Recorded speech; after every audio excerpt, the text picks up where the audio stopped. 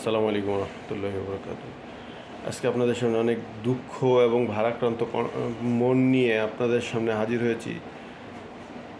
আজকে দেখা যাচ্ছে যে প্রায় সময় ইসরায়েলের বেনিয়ামিন নেতানিয়াহুর সরকার গাজাবাসীদের উপর যে কোনো কারণেই বোমা হামলা করে।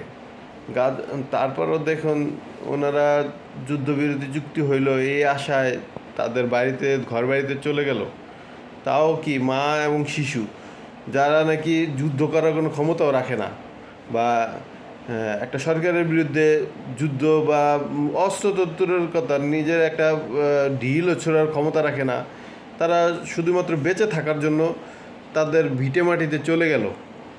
অথচ এই বিনিয়ামিন নেতানিয়াহু সরকার, ইসরায়েলের সরকার এটা কেমন করে পারে যে একজন মানুষ তার ভিটেমাটিতে চলে গেল, সেই মানুষদেরকে সে বোম্বিং করে হত্যা করে ফেললো।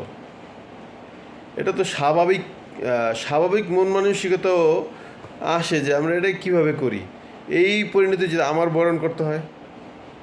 আল্লাহ তাআলা কিন্তু এজন্য সূরা বনি ইসরাইল নামে একটা মানে সূরাই তৈরি করছেন, যাতে ওদের ব্যাপারে বোঝানোর জন্য যে ওরা কতটা আল্লাহ তাআলার উপর আল্লাহ তাআলা নাফরমানি করে। তো অতএব এই যে ভাইয়েরা আপনারা যা এই কাজগুলো করতেছেন, এগুলো দেখলে খুব কষ্ট লাগে আমার। আমি মুসলমান হিসেবে হয়তো আমরা কোনো কিছু করতে পারবো না, কিন্তু আমরা তো কান্নাকাটি চলে আসে, অটোমেটিক চলে আসবে। যদি ওই সন্তান বা ওই বোন, ওরাও যদি আমার বোন হতো, আপন ঘরের বোন হতো, আমার সন্তান হতো, তাহলে আমার কাছেও কষ্ট লাগতো, আপনারও হলে আপনারও কষ্ট লাগতো, যে যারা বোম্বিং করতেছে তাদেরও কষ্ট লাগতো। কারণ আমি এরকম একটা ঘটনা আমি দেখেছি বা আমার জানা আছে, যে আমি একবার পত্রিকায় পড়েছিলাম যে যখন আফগানিস্তানের ওই আমেরিকান সৈন্যরা বোমা হামলা করতো, বোম্বিং করতো, এক সৈন্য এই বোম্বিংয়ের অবস্থান দেখে সে মানে এত মানুষের মৃত্যু বা এত মানুষের রক্তপাত দেখে সে আর সহ্য করতে পারেনি। কিছুদিন পরে আস্তে আস্তে সে ওই চাকরি ছেড়ে তার দেশে চলে আসছে। দেখুন, মানুষ মাত্রই তার ভিতরে, মানুষ যত পাষাণী হোক না কেন, তার ভিতরে কিছু না কিছু হলেও মায়া দয়া থাকবে, এটাই স্বাভাবিক বিষয়। তো এই মায়া দয়ার কারণেই আপনি দেখুন যে যুগের পর যুগ, বছরের পর বছর গাজাবাসীদের উপরে হামলা করে আসতেছে। এক সময় ফিলিস্তিনের নাগরিক, ইসরায়েলের নাগরিকরাও এই নিয়ে কোনো কিছু বলতো না। এখন বর্তমানে ইসরায়েলের নাগরিকরাও পর্যন্ত এই নিয়ে অতিষ্ঠ যে কেন আমরা অকারণে মানুষের রক্ত ঝরাবো। বিভিন্ন দেশে বসবাসকারী ইসরায়েলি নাগরিকরাও পর্যন্ত প্রতিবাদ করে যে এই রক্তপাত যাতে চিরতরের জন্য বন্ধ করা হোক।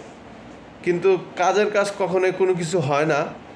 তবে হ্যাঁ, মুসলমান হিসেবে আমাদের যে দায়িত্ব আছে সেটা হলো যে ওদের পণ্য আমরা বর্জন করব, একেবারে চিরতরের জন্য বর্জন করে ফেলব। আর ওদের জন্য হেদায়েতের ব্যাপারে দোয়া করব, আল্লাহ তাআলা যাতে ওদেরকে হেদায়েত দান করে। কারণ ওরা হয়তো মনে করে যে এই যুদ্ধটা একটা ধর্মের যুদ্ধ। আসলে এটা ভুল ধারণা যে ধর্ম, হ্যাঁ আপনার ধর্ম থাকতে পারে, কিন্তু ধর্ম নিয়েও তো বাড়াবাড়ি করতে আল্লাহ তাআলা নিষেধ করেছেন, যে ধর্ম নিয়ে যে একেবারে মারামারি করতেই হবে, তাও আবারও কি মানে নিরীহ শিশু। হুজুর সাল্লাল্লাহু আলাইহি সাল্লামের যুদ্ধনীতিতে এটা ছিল যে নিরীহ এবং শিশুদেরকে সে সেভ করে তারপরে যুদ্ধ করত। কিন্তু এরা কোন ধরনের বর্বর যে নিরীহ শিশুদের উপরেই তারা হামলা করে, এটা আমার মাথায় খেলে না। তবে হ্যাঁ, আমাদের করণীয় আছে যে ডক্টর আবু বকর মোহাম্মদ জাকারিয়া একটি কিছু বিকাশ এবং নগদ নাম্বার আছে, যেটা আমি কমেন্টস বক্সে দিয়ে দিব। আপনারা দয়া করে, বা কমেন্টস বক্সে না, আমি হয়তো শিরোনামের মধ্যে দিয়ে দিব ইনশাল্লাহ, যাতে আপনারা এই এই বিকাশ আর নগদ নম্বরের টাকাগুলো দেন এগুলো দিলে কি হবে যে আমরা হয়তো তেমন মানে ওদের উপরে হয়তো অত কিছু করতে পারবো না, কিন্তু এই অসহায় মানুষদের তো অন্ততপক্ষে যদি এক বেলাও খেতে পারে তাও তো আমাদের জন্য অনেক সওয়াবের কাজ হবে। কারণ সাধারণ যে সমস্ত ভিক্ষুক বা সাধারণ মানুষ আছে ওদের তো মাথা গোঁজার ঠাঁই আছে, কিন্তু ফিলিস্তিনের মানুষের তো মাথা গোঁজারও ঠাঁই নাই। এজন্য চেষ্টা করব আমাদের কামাই রোজগার থেকে এই ফিলিস্তিনি গাজাবাসী ভাই বোনদের জন্য। হ্যাঁ, এটা নিয়ে বিতর্কেও আছে যে ওখানে টাকা দিতে গেলে টাকা মেরে দেয় বা বিভিন্ন ধরনের ধান্দাবাজি চলে, কিন্তু তারপরও আমরা টাকা পাঠানোর জন্য চেষ্টা করব। তাহলে কি হবে, অন্ততপক্ষে কিয়ামতের মাঠে তো আপনি আমি আল্লাহ তাআলার কাছে বলতে পারবো যে আল্লাহ, আমরা হয়তো কিছু করতে পারিনি, আমরা অত পাওয়ারফুল জাতি না যে এত কিছু করব, কিন্তু আমরা তো অন্ততপক্ষে তাদের জন্য আমাদের কামাই রোজগার থেকে কিছু টাকা দিয়েছি। আমরা এজন্য চেষ্টা করব যাতে ফিলিস্তিনির ভাই বোনরা যাতে সুখে শান্তিতে থাকতে পারে, সেজন্য দোয়া করব। হ্যাঁ, কিয়ামতের আগে এটাও আছে যে গাছের সামনে ইসরায়েলিরা পলাবে, তো সেই গাছও বলে দিবে যে এই আমার এই তুমি এই আমার গাছের আমার ভিতরে সে পলায় আছে, তাকে নিয়ে হত্যা করো।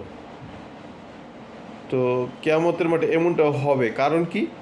কারণ মানুষ তো এটা প্রতিবাদ করার ক্ষমতা রাখে না, আল্লাহ তাআলা ওই গাছকে দিয়েও প্রতিবাদ করানোর ক্ষমতা দিয়ে দিবেন।